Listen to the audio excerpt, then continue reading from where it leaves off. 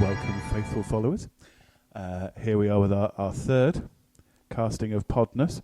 We're at my house today, so apologies if you hear cats screaming and washing going on in the background, because I've got chores to do. It's the weekend, and I'll get told off for that later when someone else hears this. So the lovely Lewis is here. Say hello, Lewis. Hello, Lewis. That was very good. That was a very bad joke, but anyway, okay. And we're just going to talk about some random stuff, really. Would you like to start the conversation, Lewis? Because obviously I've not made any notes as usual. Obviously, that's what you do. Let's start with a bit of Leonard Nimoy news, who sadly is not with us anymore. But Indeed. A book's coming out next year, early next year, February, March, from Shatner, the Kirk man. Don't oh God me, he's a legend. He's writing a book about his friendship with Nimoy for the past 50 years. Fair enough. I think it's literally called My Friendship with Leonard Nimoy. Is it not called Me Making Money Out of Leonard Nimoy because no one likes my career anymore? That's not true. He's constantly working, isn't he? Let's be honest. He doesn't need that. I'm going to read it because I think they're both, Nimoy especially, a fascinating person. So, and I like Shatner. I know you don't. Oh, I don't have a problem with Mr. Shatner. He's a wonderful actor.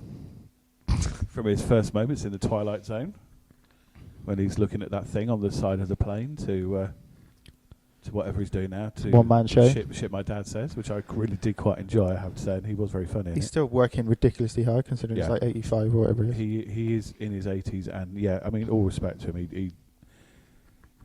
He kind of turned into a parody of himself for a little while. And I think he's gone through that now, and now I think he's actually just gone, oh yeah, I can actually do this really. Really do it properly. Yeah. I can write novels about the films he's been in and make him better in the novel. And he can't direct Star Trek 5. Bad script. Or write Tech War. Star Trek Beyond finished filming about a month ago. Something like that. Yeah. Which is out summer next year sometime. For the 50th anniversary. Yeah, which is convenient. I only bring it up because obviously it is the anniversary year. You looking forward to it? I think there's going to be loads of stuff. It's going to be quite interesting to see what there is. Again, it's one of these things that's been going on and on and on. Got cancelled, a bit like my other favourite show. Got brought back many years later in a different form, and it's been rebooted and brought back and things.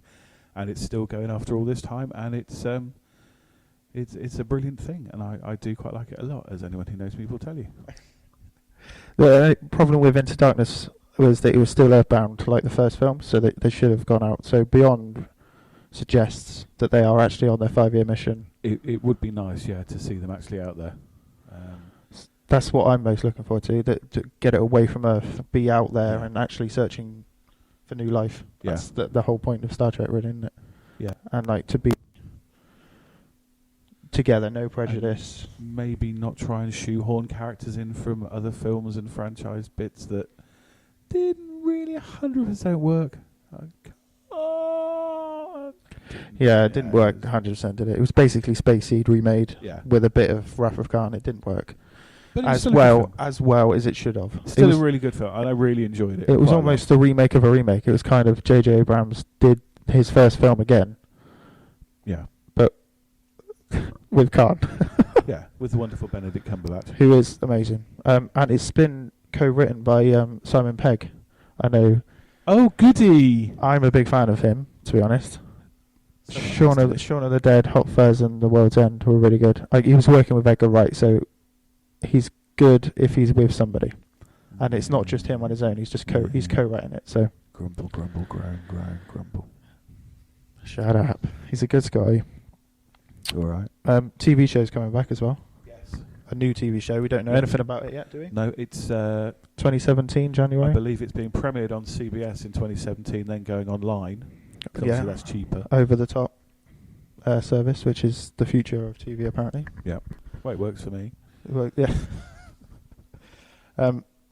Weirdly, it's not coming out in the anniversary year. It would make more sense, but it would have done. But these things take forever to get green lit or green lighted. I don't know the correct phrase.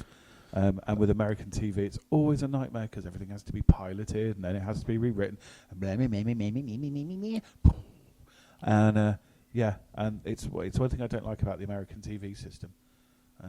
Unless it's on cable, but if it's on networks, it's done to sell shit, like Cars and.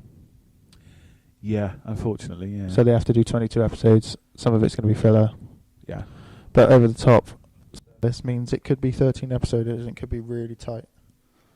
It could be good. It's nice to see it back on the telly.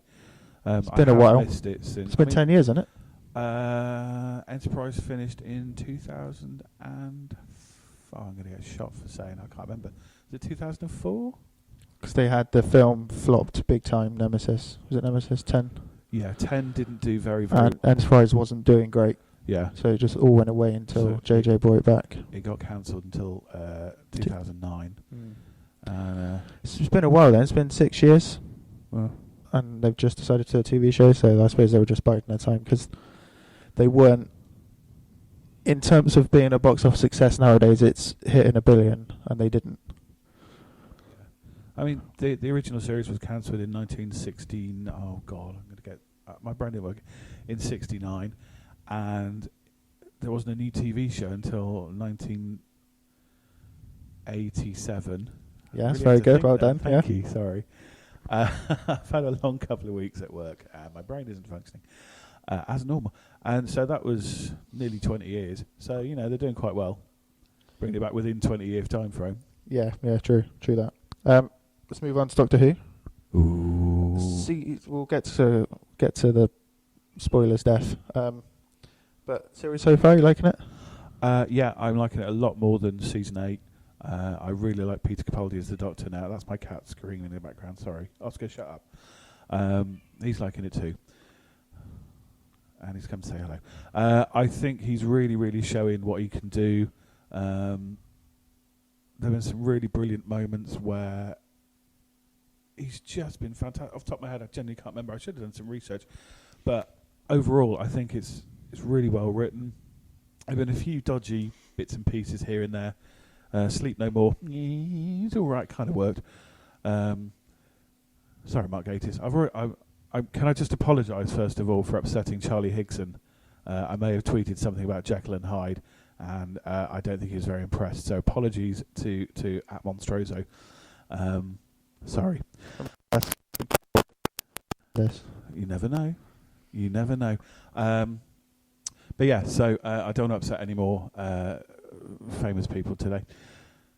But yeah, I really, and I like Jenna Coleman. I think she's been really fantastic this season, playing herself and the Zygon, as other people have mentioned, and obviously I may have read it, but it was almost like a completely different person. It was, yeah. Once it was revealed, she wasn't around anybody that she could give it away to. Yeah, she wasn't Clara anymore. She was the Zygon. Yeah. She looked like Clara. It was phenomenal.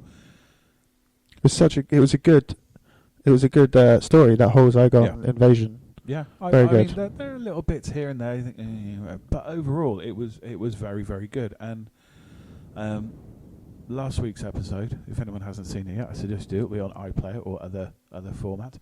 Because I wasn't expecting that to happen at the end. Right, before we get there, I'm going to agree. But Capaldi has definitely grown into the role now. Yeah. Even his hair has grown into the role. He looks more wild-eyed and he's really embraced the character. Last year, he didn't quite know where he was, and nor did Clara. They didn't know where they were with each other, which makes sense because he's a new incarnation of the Doctor. Yeah. So it makes perfect sense. But this series, they are just best friends.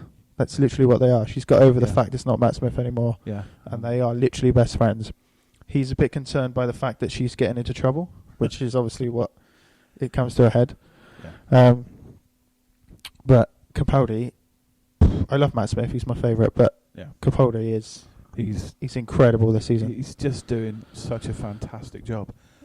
I like the two-parter idea as well. I kind of like that. Oh, I absolutely love it, because when I was a kid, growing up, watching it on a Saturday on BBC One, you had 4 parts, or if you were slightly older, 6 parts or 25 parts, whatever.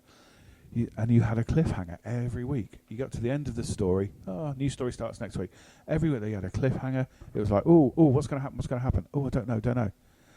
with single story episodes, it's like, oh yeah, it's cool. Oh, it's finished. Oh, what's the next one? Oh yeah, oh, it's finished. It's cool. You get to spend more time with that story, and because you can expand on it. You can't go into detail in 45 minutes in a story. To be fair, you can't really do it in 90 minutes, but you get more opportunity to make the characters more realistic, more three-dimensional. You can get backstories, that kind of stuff, and it really works. It really, really works, and I have to say I've quite enjoyed that this time round. Yes, I have as well. I thought it was brilliant. I do like a cliffhanger because it really brings you back. You're like, what's going to happen? What's going to happen? Yeah. It's equally frustrating because you're like, Yeah. why have you left it there? Yeah, yeah, exactly. That's exactly why Yeah. TV producers earn their money. That's literally what it is. Yes. Yeah, let's go up to the Raven. Yes. Me has really burned her bridge with the Doctor now. Yeah. We didn't know where she was when we left her.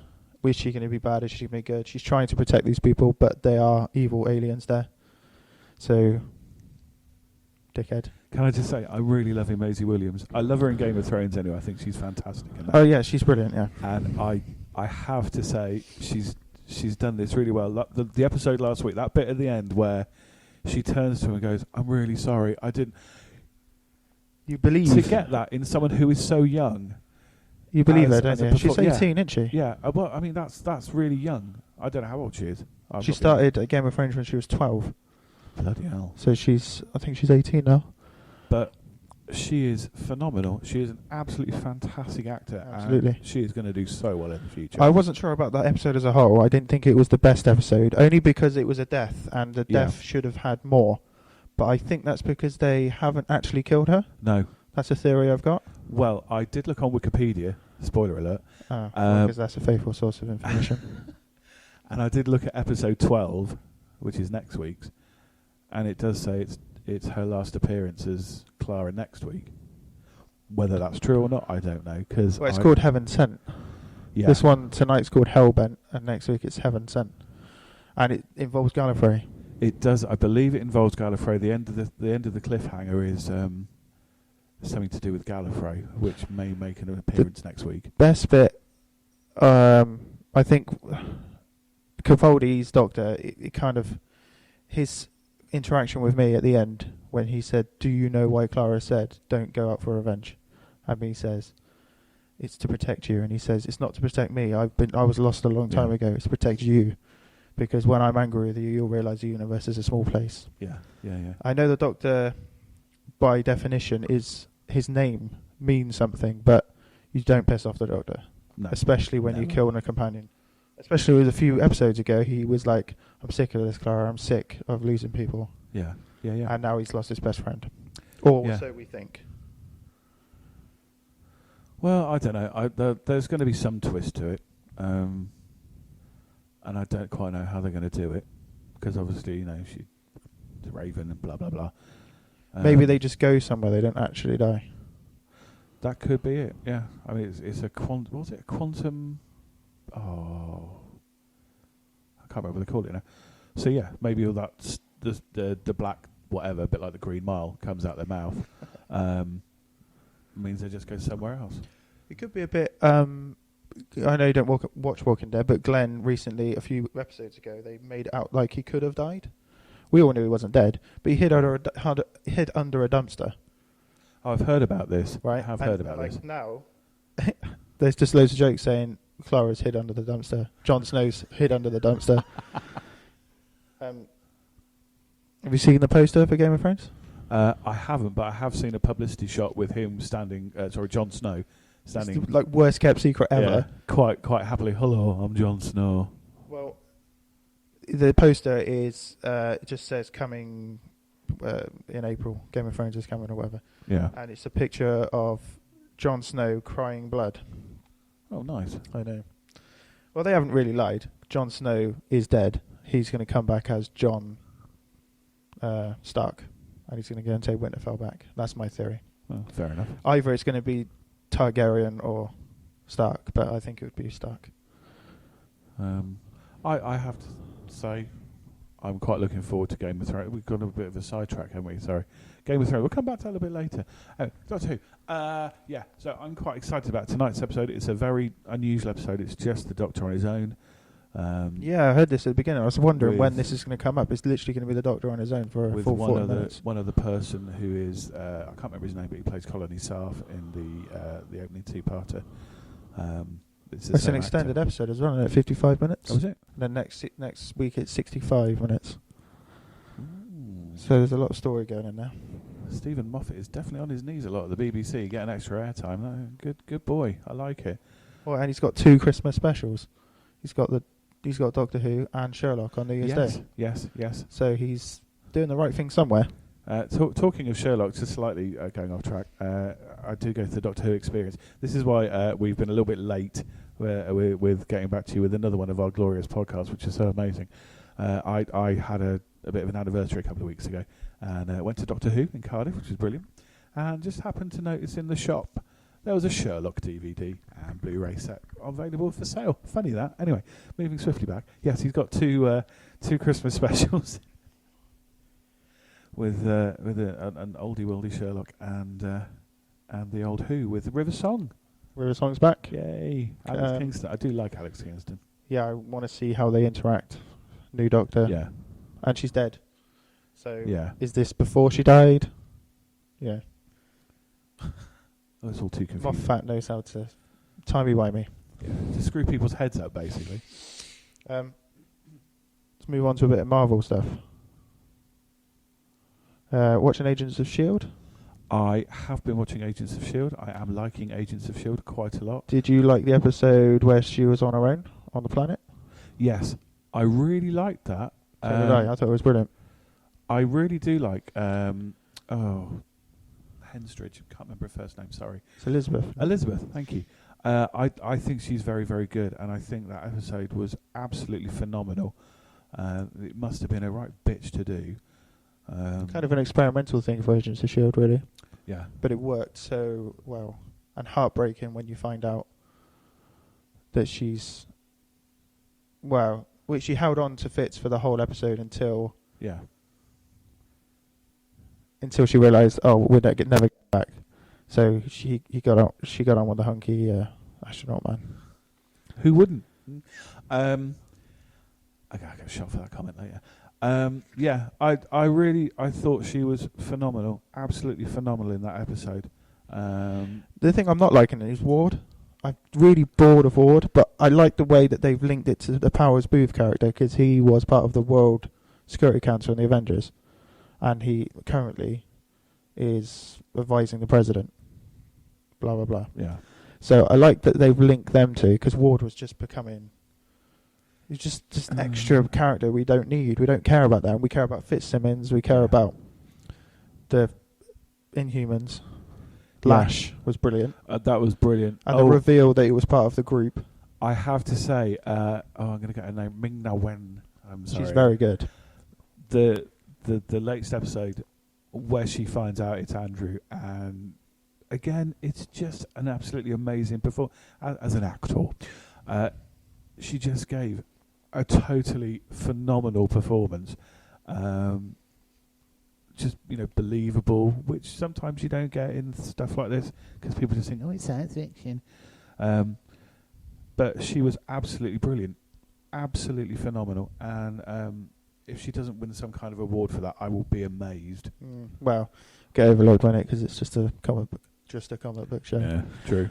Fitzsimmons are amazing.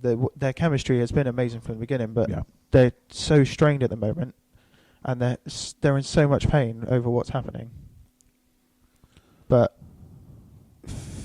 Simmons hasn't ruled it out, because she loves them both. Yeah. So she's really stuck, and Fitz is just the bit that was horrible was when he kissed her, and then pulled away and said, "We're doomed," or was it "We're doomed"? Yeah, something like that. Yeah. We're destined to be doomed, or something ridiculous, and I was just like, "Oh my god!" Yeah, this is a killer. It'll happen, 'cause it's like the X-Files. Which is coming back.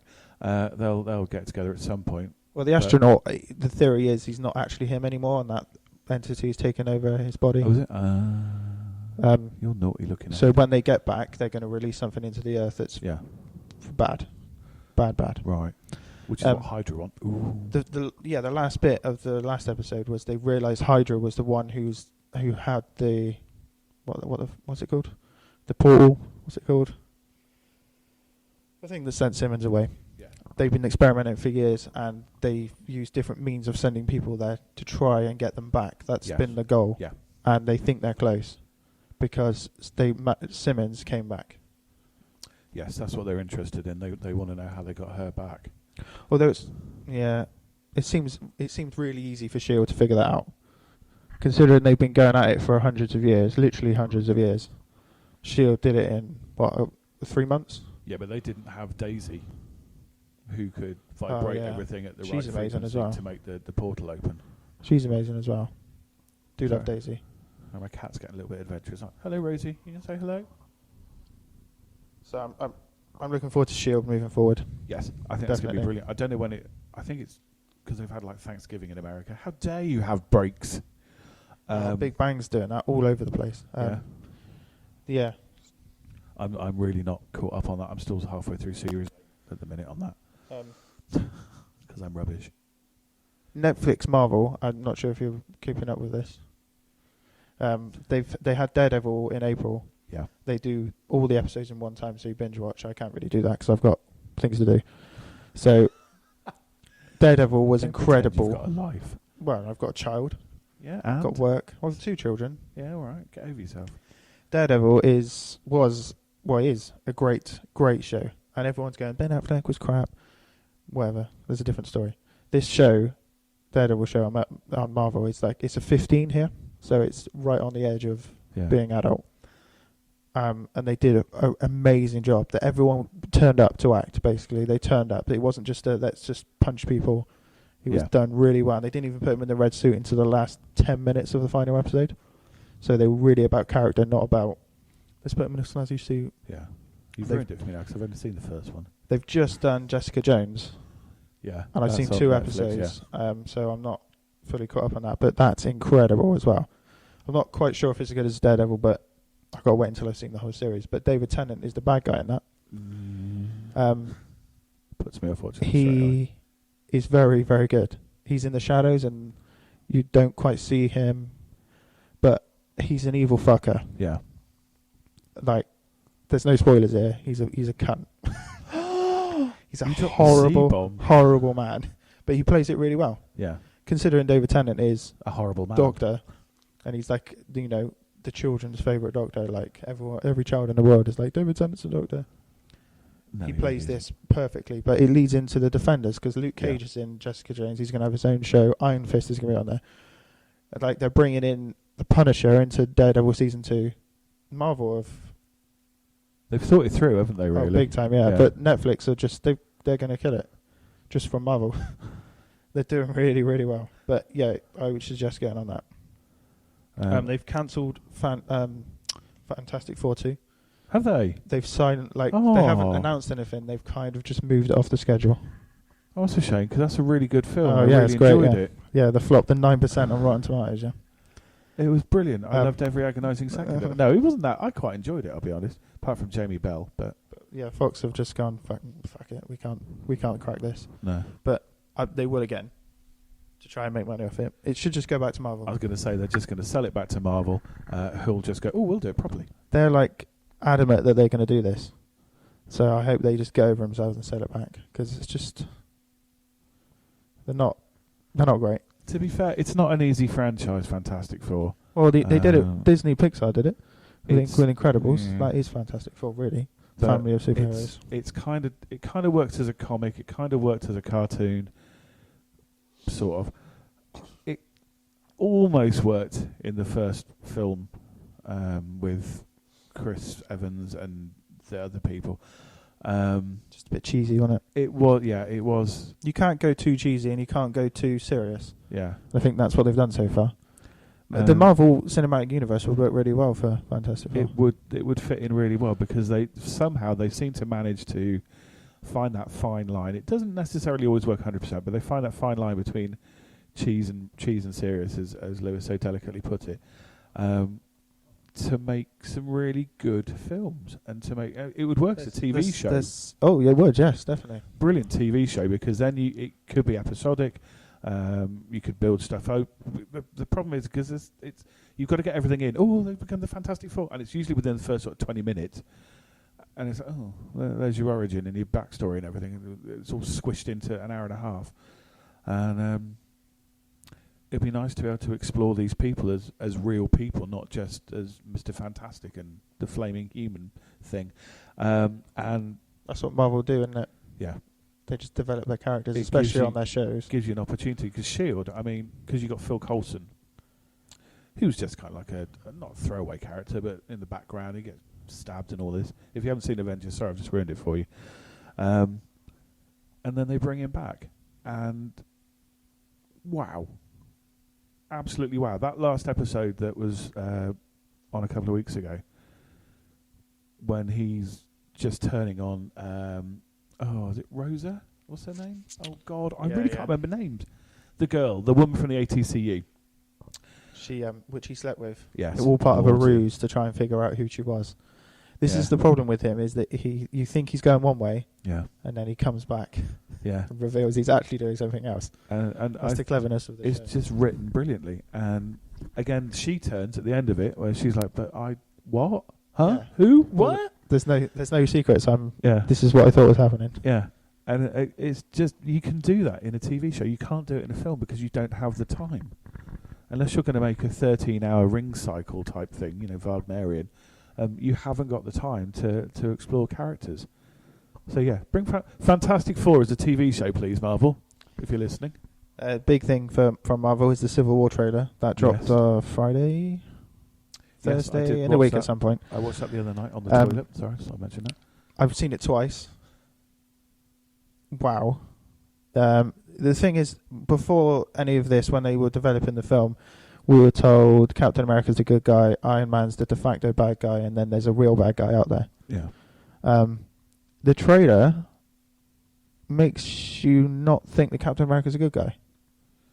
But from new intel is, you're gonna, when you leave the film, there'll be a debate on who was right and who was wrong.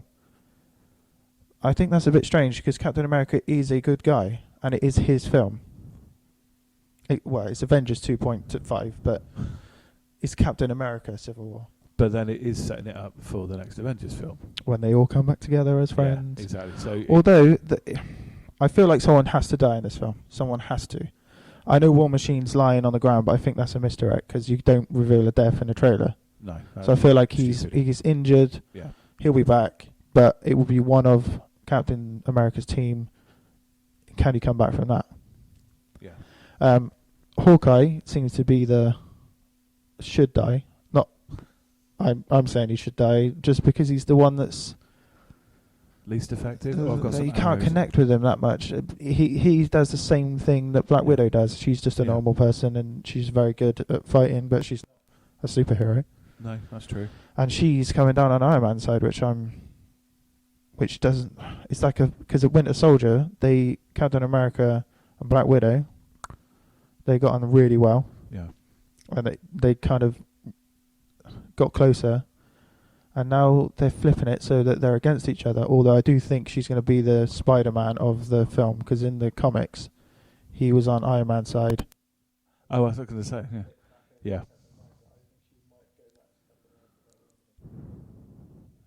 I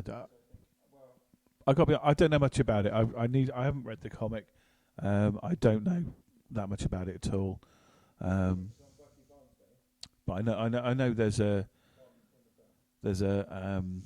superhero registration act kind of thing coming through, and that's one of the things they get. Yeah. Yeah, I'm gonna. But no one has to get Iron Man. That was essentially Iron Man's fault. He created Ultron. Everything he does in his films is his fault. Yeah. And he has to fight his own creation. But no one has to get Iron Man. He's all right. But Captain America. Yeah, but he's a billionaire, isn't he? Really?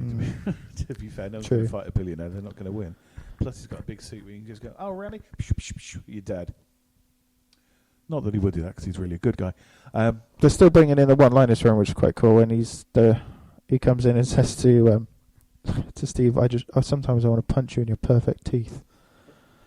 There's got to be some levity to this because this trailer just seems so serious. It is depressing to watch.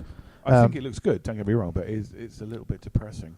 Well, I've heard that there's a scene they showed at Comic-Con where Ant-Man meets Captain America the first time and he's a fanboy. Yeah. So he's like, oh, thanks for calling me up. Oh, it's so nice to meet you. So that would be funny. So there's no Vision in the trailer. So where is he? I heard he's on the Iron Man side. Yeah, because I've heard Paul Bettany's in the film and he's really loved filming it. And yeah, so I'm not sure where he's going to come down because he's an interesting character. Black Panther's rumoured to be on Iron Man's side because Bucky may have killed his dad when he was the Winter Soldier. Right. And also Bucky may have killed Tony's parents. But when he was the Winter Soldier, so Hydra made him do these things. Right. Oh, freaky. So it's all very personal. It's not just about secret identities because everyone knows who they are. But I'm looking forward to it. The final of the trailer is the money shot, really, in it. It's Bucky and Captain America versus Iron Man. Yeah. And he says, if there was another way, I would take it. And he said, but Bucky's my friend. And he says, I was your friend. Yes. That moment where it's like, oh my God, his whole mask has come down and he is genuinely hurt by what's happening. And then they have a full-on fight. Yeah. Sharing the shield. Yeah. Which kind of suggests that Bucky might be the new Captain America. This is like Nerdgasm Central, this is. Very, very, very excited for this movie. Well, I kind of forgot it was coming out because of Star Wars.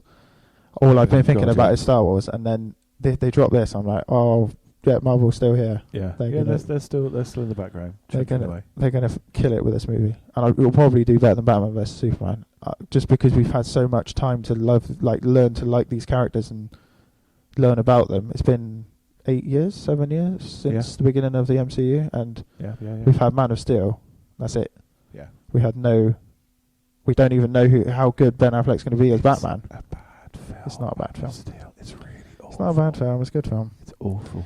But yeah, Civil War's going to be great. There's awesome shots of Black Panther in his suit, which he looks cool. They've got the people, like both the fractured Avengers team, running towards each other to fight each other. Yeah. You know, it's going to be awesome. And Thunderbolt Ross is back from Incredible Hulk. Can't get away from General Ross. I think he's wicked, and he's probably the best person to do this. Yeah. To lead this up. Just to bring Incredible Hulk back, because he's like, that film's like the ugly duckling of the MCU, which is not fair, because I think it's a good film. The only thing they did wrong was cast Edward Norton. I don't think he was perfect, because Mark Ruffalo's perfect. And they made it about him trying to cure himself, and we don't need that. We need him to embrace who he is. Yeah. They're the only things that are wrong with that film, in my opinion. I really liked it, so I'm glad they're bringing him in. That makes it part of the world. Yeah, he looks really fucking old though. He is old. I know, but in Incredible Hulk he was old, and he didn't look. He still looked strong. In this film, he looks fucking old. Yeah, he is old, isn't he? To be fair, but I didn't like that film. I thought it was crap. Now I've said it. Sorry, I'm going to get tweeted by someone else now saying thanks for sharing. It's not a good film, unfortunately. I've seen it a couple of times, and I don't really remember any of it. There's a fight with the Abomination or some shit. And I was boring. So yeah, so I was quite happy when it finished and never came back. But this is their 13th film. Is it really? And they planned another 8 or something ridiculous. They're up to 2019, I think. They're planned way into the future. They've added another 2. And there's Spider-Man on top of that. So there's 3 Spider-Man films, 2 Avengers films, Black Panther, Doctor Strange, Miss Marvel. So it's at least 8. Haven't they got special permission to use Spider-Man in... Sony and Marvel have got haven't they? So they can use the same characters. Yeah, which makes sense. Which is a great idea, but Sony are still going to be making the Spider-Man films. So I hope Kevin Feige goes, this is what you need to do. Actually listen to me this time. Otherwise you won't make any money. Because some of them have been good, and some of them have been really bad. Andrew Garfield, the problem with that is he was perfect as Spider-Man, but they didn't quite get the films right. The stories around him weren't great. The central relationship between him and Gwen Stacy was brilliant. and the chemistry was great because they were together. So, Yeah. but other than that, it kind of Didn't work. wasn't great. No. Which is a shame because Spider-Man's a good character. He will work really well in Marvel. Well, he does. It's been proven Yeah, because he it's has done proven, for yeah. like 50 years. Yeah, it's true. Let's go on to DC then, because DC is, well, Jesus, they're taking over TV, I think. A little bit. I'm just going to grab some tea. Won't be a second.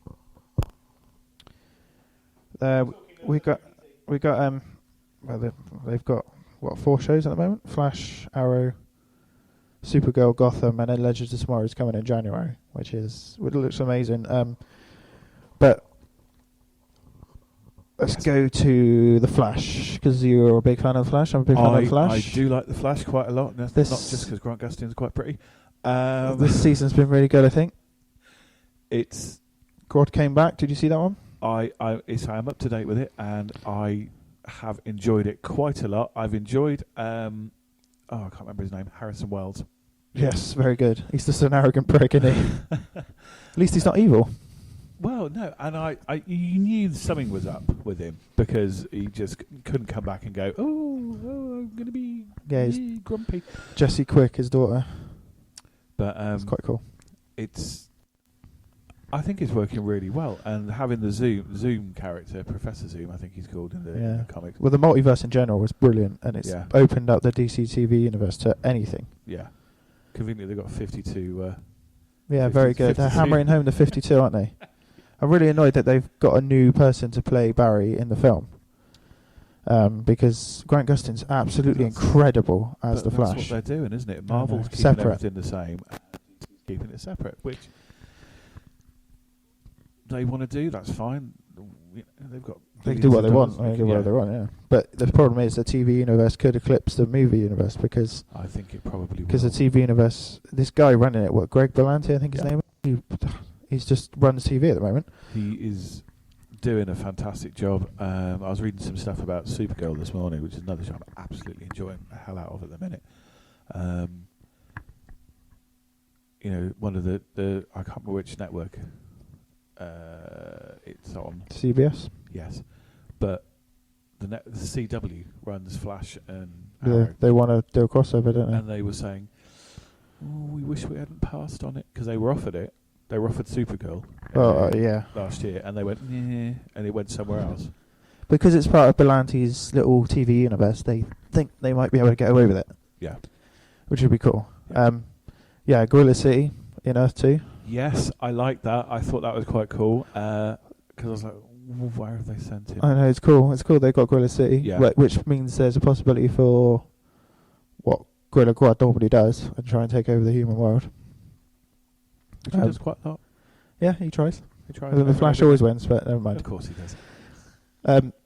Professor Zoom is incredible. He doesn't even look human. No, it's a little bit freaky. They've done it so well, he doesn't even look human. He's got Harrison Wells' daughter. And then when he comes to Earth 1, he kicks the living shit out of the Flash. And that's not even an exaggeration. The terminal velocity bit was cool, though. Very nerdy. Yeah. The terminal velocity means speed doesn't mean anything, blah, blah, blah. And then they get to the floor and he just kicks the living shit out of him. It is a breaks his back with a punch. Yeah. A punch. Yeah. And then he just hangs him like that. And goes, holds him by the scruff of the neck, runs him round to places so that the city can see that their saviour isn't all that. It's just... And he's terrifying, really. He is so scary. You haven't seen much of him up until now. Yeah. You just see little glimpses. He nips through the episode's called Enter Zoom. You don't see him till like minutes. Yeah. Minutes. Is just brilliant. It's so well done. I mean, again, Grant Gustin, bless him. He just, and because you get the next episode where he's just broken, literally. Yeah. Inside. Yeah, inside and outside, and he can't walk, and he plays it really well. I mean, and everyone else, Cisco and the girl. Caitlin. Thank you. They support, and it's a very good ensemble cast that they've got now. They bring his dad back to help out because John Wesley Shipp. Come on, previous Flash. To say, something I'm really quite enjoying at the minute with these shows is they're bringing back people that have been these people. That's why I think that's why it works. Smallville did that as well. They brought I mean, everyone. They had Superman, the Superman. Yeah. Christopher Reeve was in it, and Yeah. he's incredible. He's such a good actor, you believe anything that comes out of that man's mouth. Yeah. Yeah. And he makes you cry, like, just from nerd speak, because he's talking about Kal-El's, where he came from, and he's literally in the scene. You can see him passing the baton over, and it's just like, oh my god. So I'm a massive fan of Smallville, so that moment is one of the things that sticks out for me for Smallville. But they also brought in Dean Cain, Helen Slater.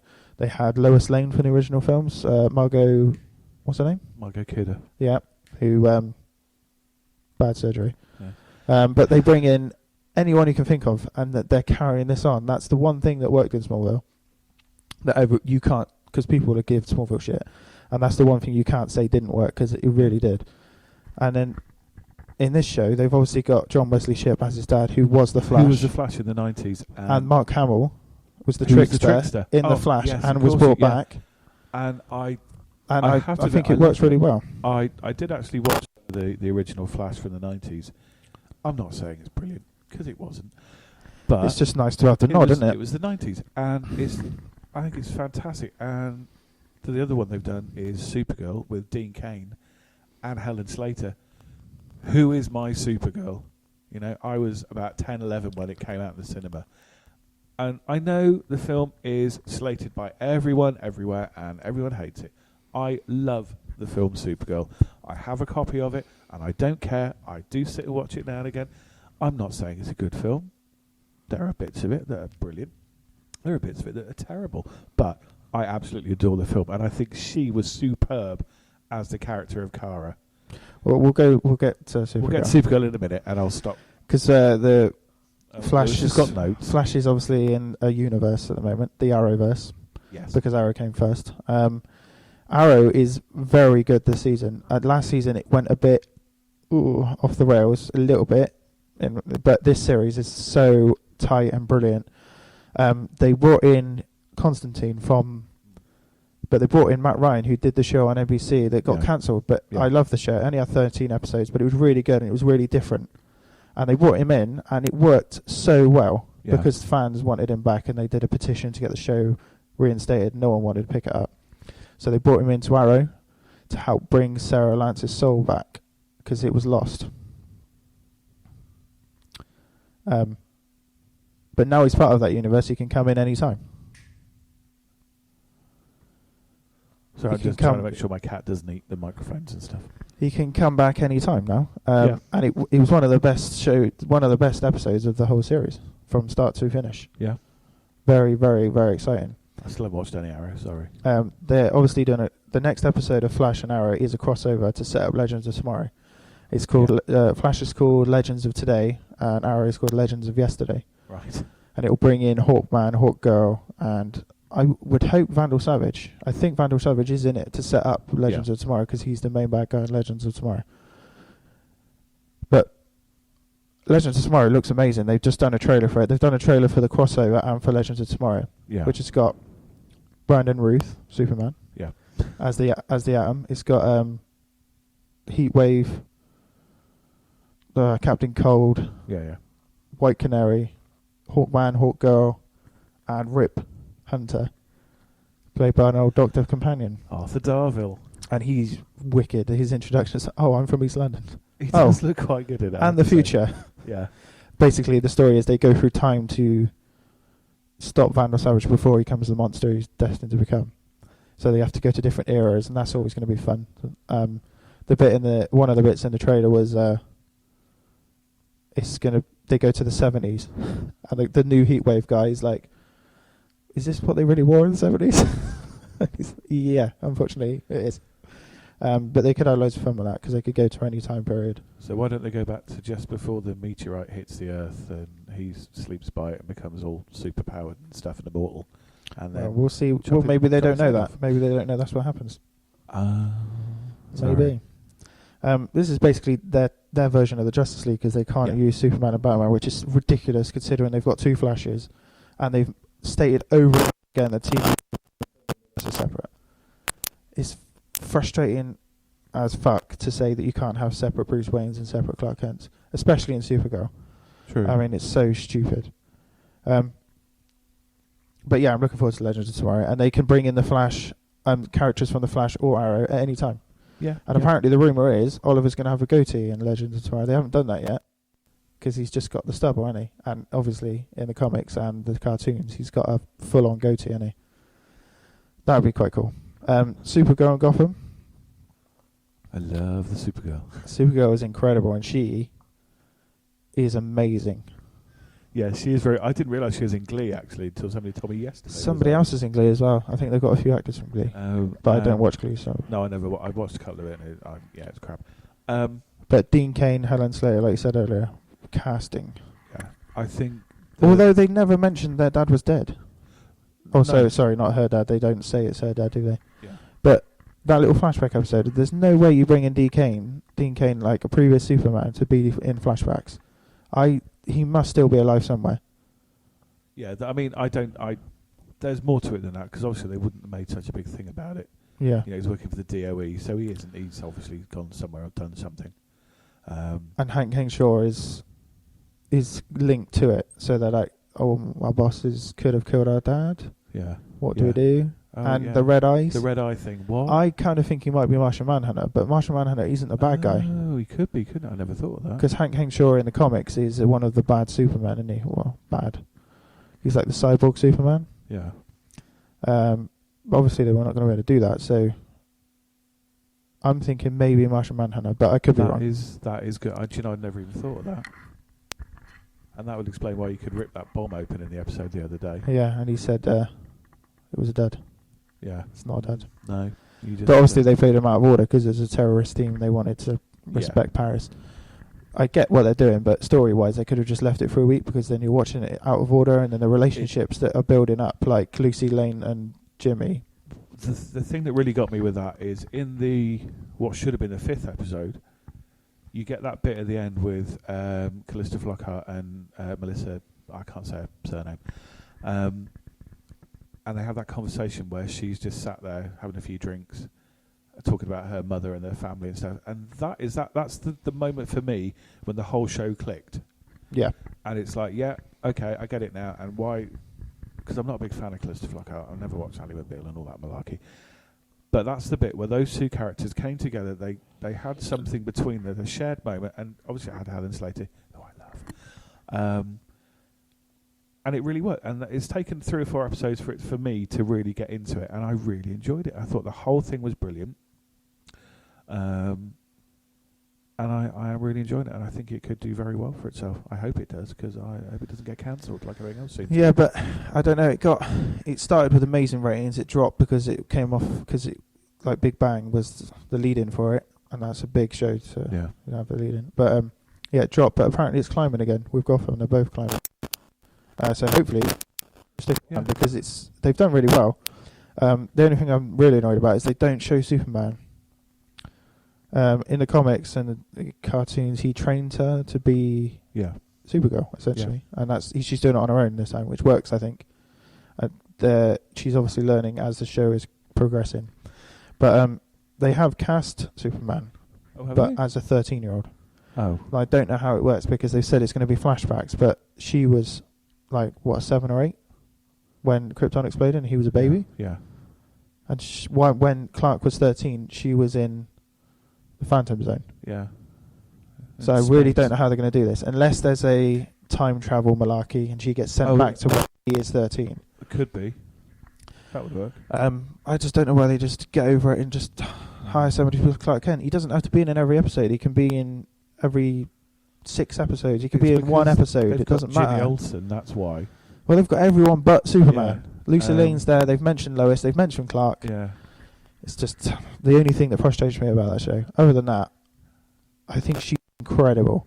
The way everyone goes, oh, but she looks the same, like with Superman. But they completely change who they are when they're Superman. Yeah. They're completely different. Like they hold themselves differently. They speak differently. Yeah. It's not just the glasses.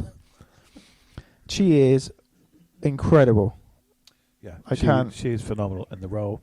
I love her as sort of ditzy secretary. She does it really well. She's not parodying anyone else. She's just herself being it. And then, as you say, when she puts her Supergirl head on, boom, there she is. Again, it's that acting thing. You have to be able to do that, and it's something she does really well. It makes you want to root for her. Yeah.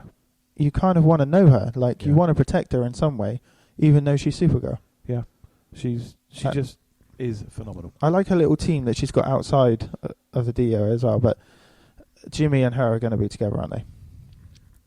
It's destined, isn't it? Let's be honest. I have to admit, I was a little bit shocked when Jimmy Olsen appeared, because he wasn't a ginger white kid Yeah.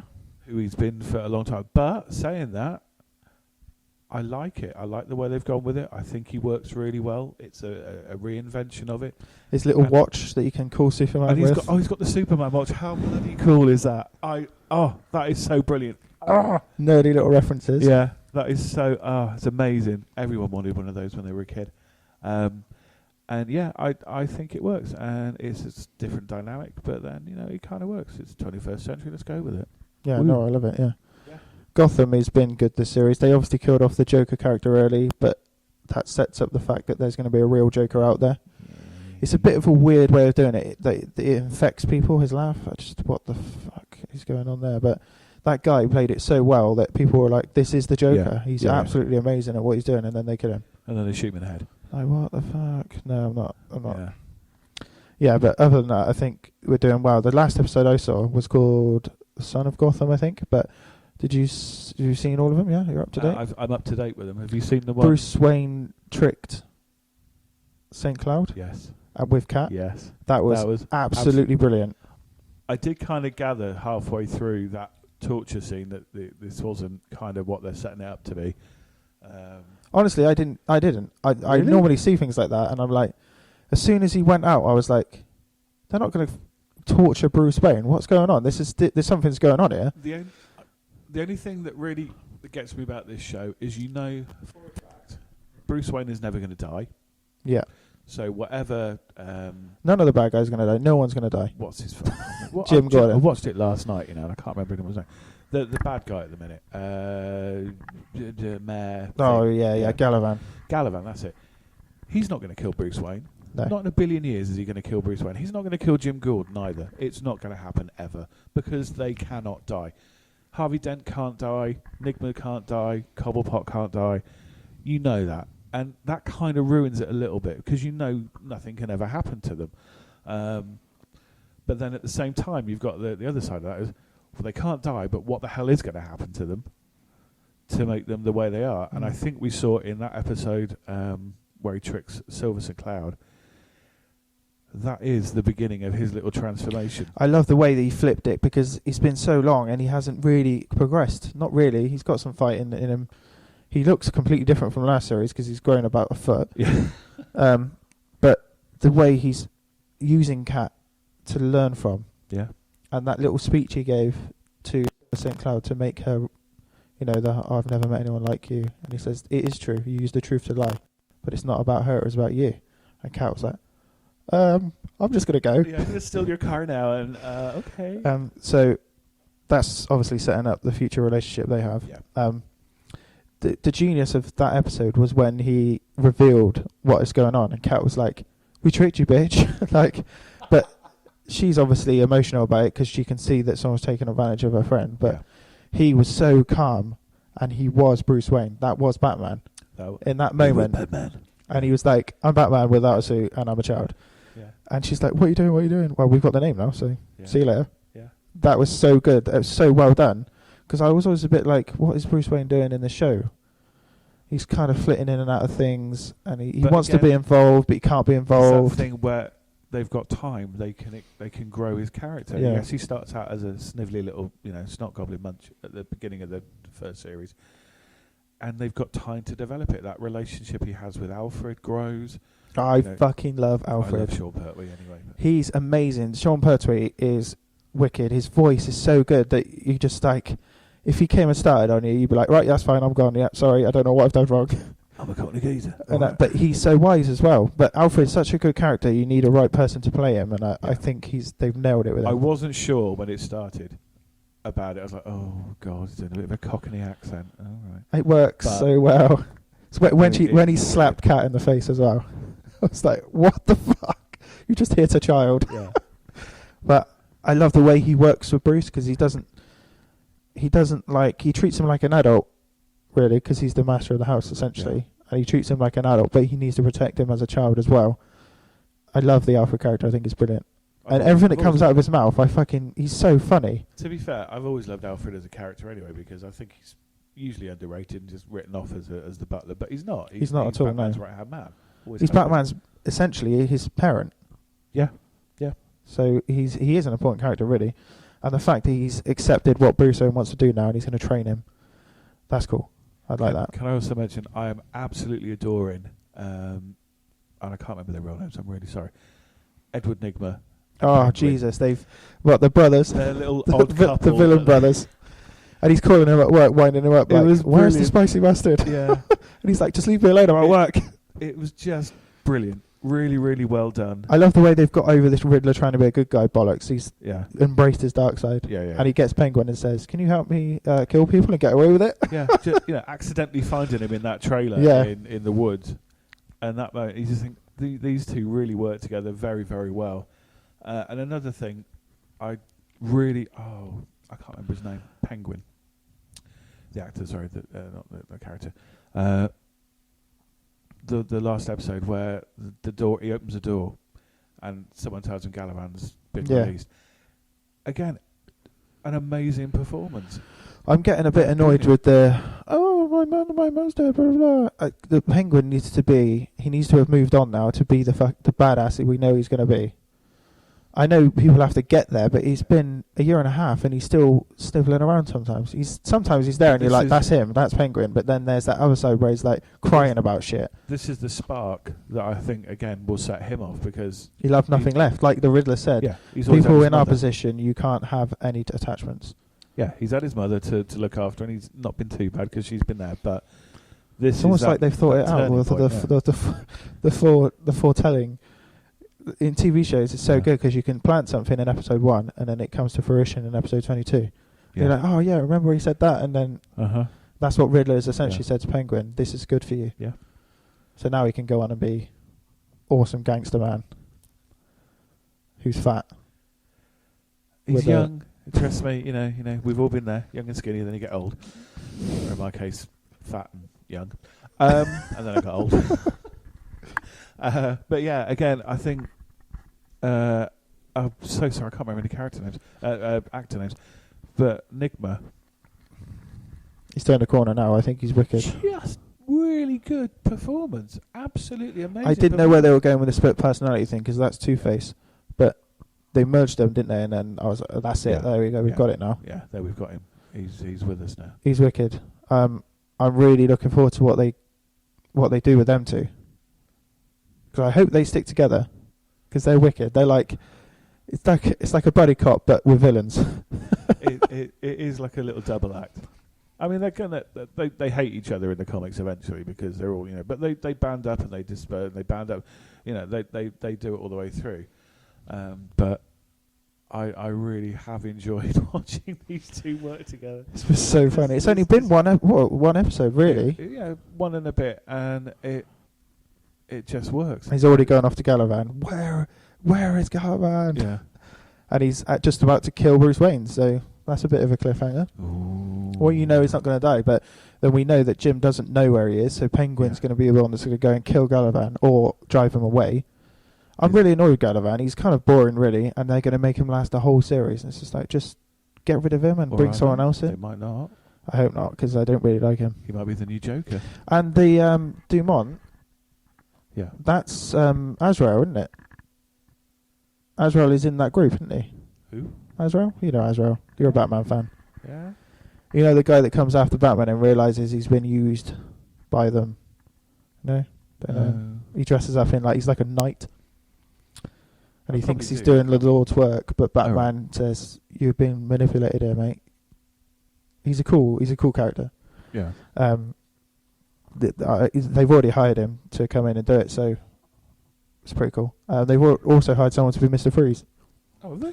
The fans in the first series that are vocal fanboys, the ones that moan, they're like, why can't we just do this villain of the week thing? Bring the villains in, and then the subtitle of this series is actually called Rise of the Villains. Yeah. So they're doing exactly what they're being told to do by the fans, which is what should be done. It should be fan service, really, because if you don't have fans, you don't have a show. Exactly. So I'm loving this series. I think it's brilliant. I like Mr. Freeze. Yeah, a bit tragic, but yeah. Oh yeah, really tragic, but I like the character. Obviously not Arnie's interpretation of him, because it was rubbish.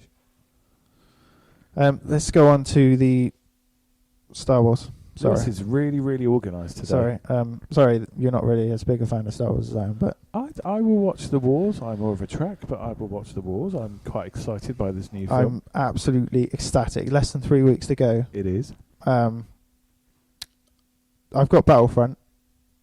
There's a lot of people have been going on about there's no depth, blah blah blah. It does what it sets out to do. It's Star Wars battle fantasy. So that's exactly what it is. So it puts you in the original trilogy. You can be Luke. You can be Darth Vader. Everything looks amazing. Yeah. The detail they've gone into on this game is unbelievable. So if you're on Endor, you look up. There's a lake. If you come out the forest a little bit and you look up, there's 2 Star Destroyers and you can see the Death Star. Just little things like that are just wow. And you can go on Hoth and it's literally the snow looks amazing.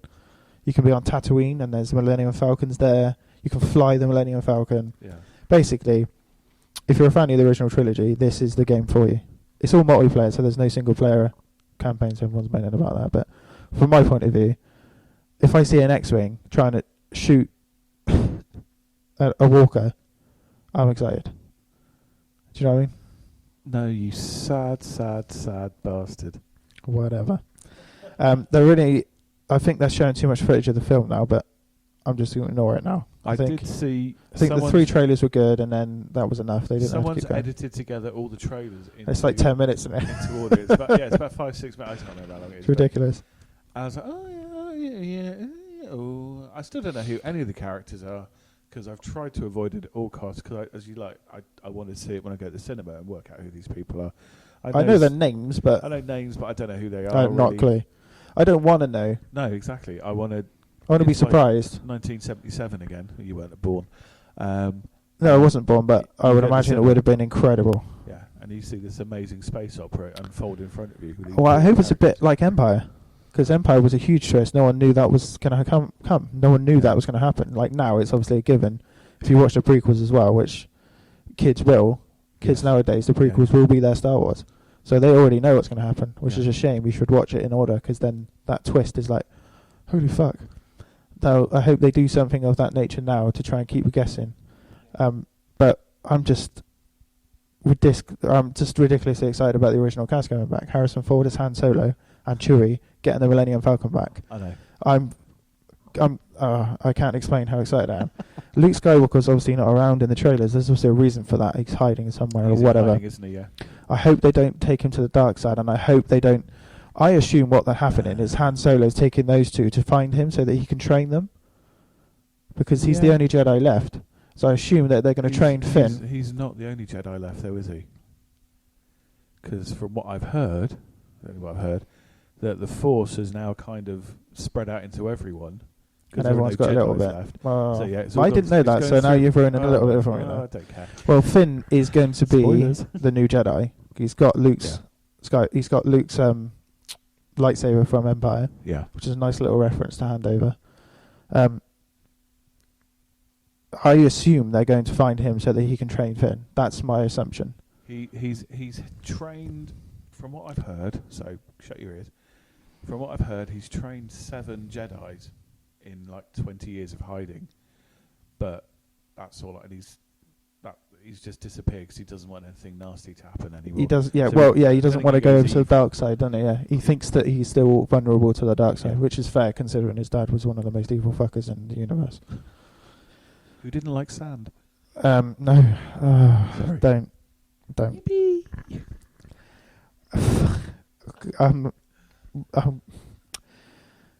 Honest Trailers did the trailer for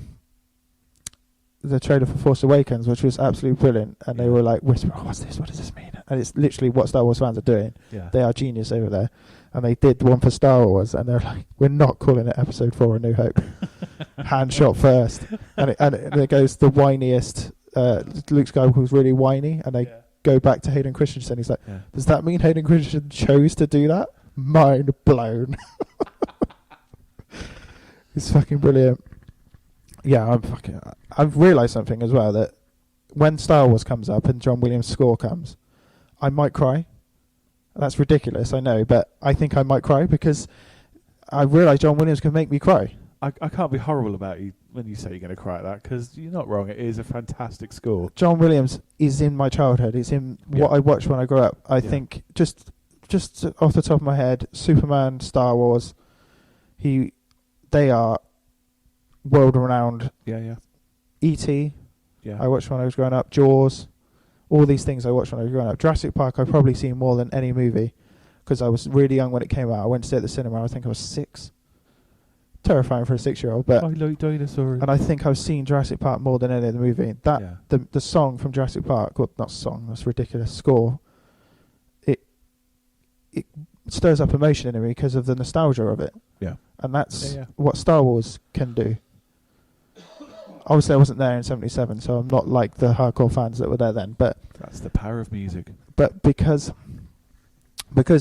Star Wars has been able to endure this whole time. Yeah, again, it's lasted. Yeah, I watched it when I was a kid, and now my son is watching it, and I wasn't even born when it was out. So if my dad was around and he watched it, and then I watched it, it's going through the generations, and then this is a whole new generation that are going to see this.